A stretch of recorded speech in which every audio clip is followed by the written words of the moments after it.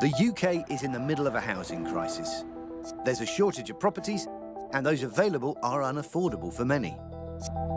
Thousands of families are struggling to pay their rent, and according to a new report, homelessness is rising. Bristol has experienced some of the biggest price rises in housing, and that's put them at the very forefront of coming up with alternative solutions to the housing crisis. Hope Rise is a pilot modular housing scheme for young adults at risk of homelessness. Jez Sweetland is the project director. We're looking at a scheme of 11 homes sitting above an existing car park. What are you trying to achieve for the people who will move into these homes? The people that we're targeting here are those people principally that are on Bristol City Council's housing waiting list. We're saying, look, you've got a secure home, you can be assured now you're going to have a roof over your heads. As these homes are owned by the council, the rent is significantly cheaper than many privately owned properties. And this project doesn't just make finding a home achievable, it was also built in an unusual way. This housing is built off-site, and then off the back of the lorry comes one of these homes. We can be in and out much faster, so the disruption in terms of the amount of cranes, the amount of lorries coming to site, it will be a much quicker process. One of the residents is singer Sam Jones. She lives here with her partner and has a baby on the way. Sam was given a place here so she could help build relationships between the often vulnerable residents.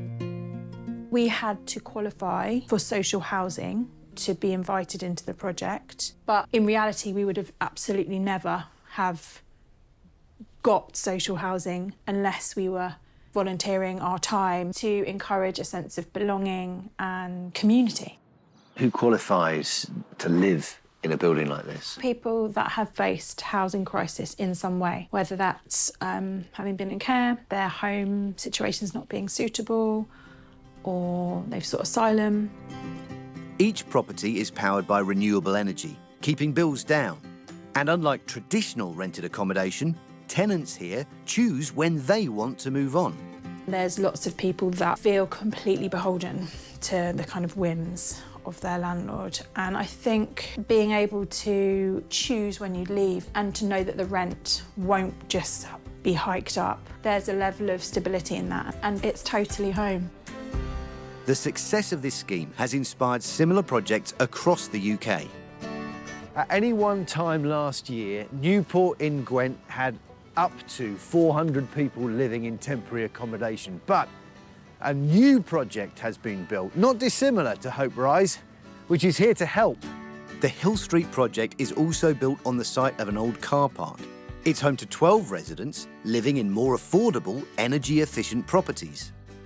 Sam Lewis was living in temporary accommodation for 6 months before moving in.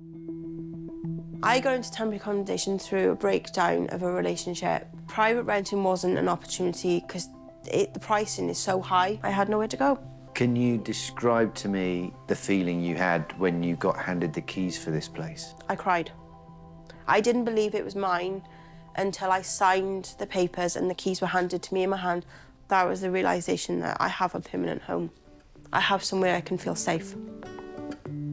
The crisis isn't going away anytime soon. But maybe homes don't have to look the way that we're used to them looking. They can be these modular homes providing safe, warm, economical spaces for people to live in.